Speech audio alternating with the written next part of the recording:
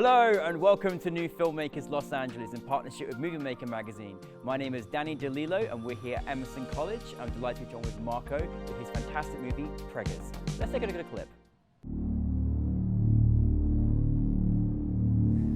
Oh my God, I want to be a dad. I don't think this is the right time. I get a say in this too. Well, I mean, you didn't get pregnant on your own. Ajá, sí, pero yo solita voy a parir. You can't get an abortion, Isa. You're not a slut. Wow.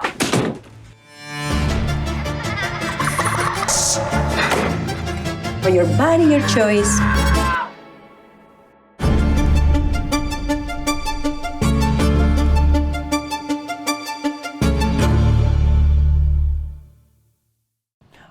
Marco, thank you so much for bringing your film to us, firstly. Thank you for having me, and I really appreciate it. And for those that haven't seen your fantastic film that I've never seen anything quite like it before, tell us a brief synopsis about Preggers. So Preggers is a film about a bruja who, through a chance meeting with a woman who is unknowingly pregnant, puts a spell on her boyfriend after he forbids her from having an abortion. And he himself becomes pregnant in a world where abortions are outlawed, and he's desperate to find a way to get rid of this fetus. It is a brilliant story. I'm worried. I'm wondering if it's based on true events. So I'm curious, where did the inspiration come for you in making this project? It's interesting. So in 2018, Arkansas started putting more restrictions on their already difficult laws for abortion. Mm-hmm. And I started hearing this anecdote about people saying if men were to get pregnant, mm-hmm. there'd be an abortion clinic on every corner. Yep. And that immediately sparked it just lit a light bulb within me. And I was like, that is so true. Like, it just resonated with me. And I was like, well, yeah, if men knew what it was like, the challenges that women go through getting pregnant, it's not as simple as we may think. Yet we're the ones that are implementing these laws on women. Yep. So what is the only way that a man could actually know what it feels like to be pregnant is through a spell from a bruja, because there's no other way, right? So that was the inspiration for me to write this story. Well, I mean, it's amazing 2018 that you first kind of struck, and then it's unreal that we've moved into a situation where I can't quite believe where we are today in the United States. It's horrific where, right now. But like, how has that kind of journey been, knowing this idea from Arkansas and then this horrific thing where women don't have a choice and men have made decisions? I mean, how does that feel in that journey with the film? Well, it's bitter. I can't even say bittersweet, but it's just, it's interesting because a lot of people say, wow, you're so smart to write something about this. Yeah. When like this happened, I'm like, well, no, it's not. Yeah. It wasn't meant to be that way. Actually, the film was almost like me voicing that, this is the slippery slope we're going to go down, and this is what happened, and it did end up happening. Yeah. And unfortunately, it did bring more attention to the film. Yeah. But, it's relevant, but I always say that it's like, films about racism and things of this nature, they're always relevant just because this is what our world has been ailed with for so long. So it's not really that I was made an intelligent decision to write about this or that I knew this was going to be the outcome. Yeah. It's just that this has been such a problem for so long. Yeah. And it's going to continue to be, unfortunately. Yeah. But hopefully it changes. Well, I do hope that your film sits in some male politicians' letterboxes. That'd be nice. Anyways, yeah. No, but really, congratulations. I think it's a really fantastic idea because I think a lot of people don't, a lot of men, on the reverse, don't ever consider what that would go like. And even though you've done it in these very dreamlike, surreal circumstances, this is a reality for a lot of people. Now, obviously, you went behind camera this time, but you also still utilized being in front as well. How was that experience from you and working with cast, everything? Well, that was the only way casting couldn't tell me no to be in the film, was to write myself in. But no, I just felt like I had a voice and something to say, and using social media platforms is a Yeah. a good first step to kind of voice your opinion. Voting is another great way to voice your opinion. But for me, I wanted to use what I love to do, and in turn, put out a message. So it was important for me to. I wanted to start writing because of the lack of opportunities I felt that I had as an actor. But I also felt that it was important to not just write anything just to be in it. You know what I mean? Like, I wanted to actually use my voice to say something that I was, that I feel is an injustice in this world, or write about things that annoy me about society in a comedic type of way, because I feel like comedy is a nice way to ease into people's, without it being too heavy-handed or being on a soapbox. Even though we're still trying to convey a message.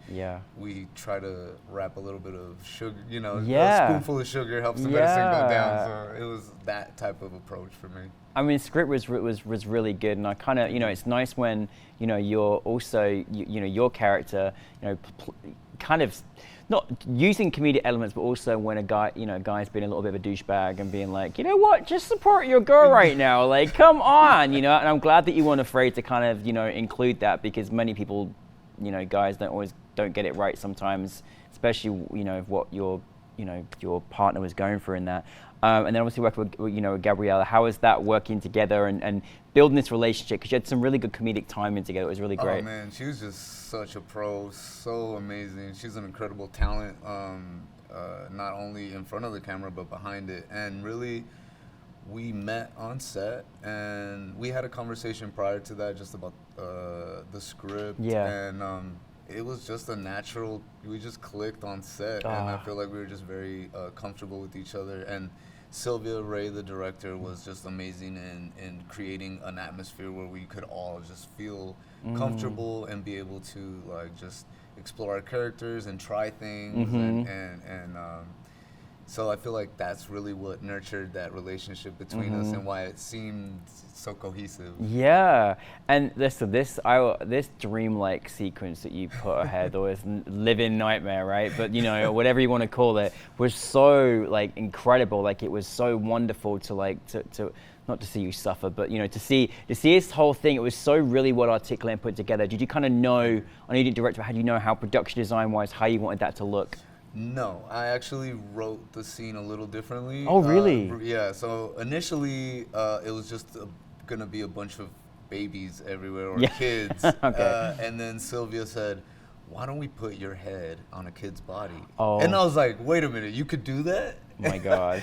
My mind was blown. I was like, if you could do that, let's go for that. And honestly, I feel like most of the feedback that I get from the film is, oh my God, baby you was ridiculously off the chart. Yeah. I know, it really was. So it was really her that she added that, and I feel like it just was perfect. If they could have given you a comedic baby Oscar, you'd have won it, because it was so good. And of course, you can't help but get such an amazing reaction because everyone just loves it. So well done. That was pretty probably a new one for you. Was it in your acting career? Very much so, yes. It was. Honestly, what was this? This was a really, as a special event. Certainly we love celebrating our, alumni and filmmakers at NewFilmmakers LA. It's the one in partnership with the Academy, which is a celebration of incredible Latinx filmmakers from all over the world. How was that experience for you?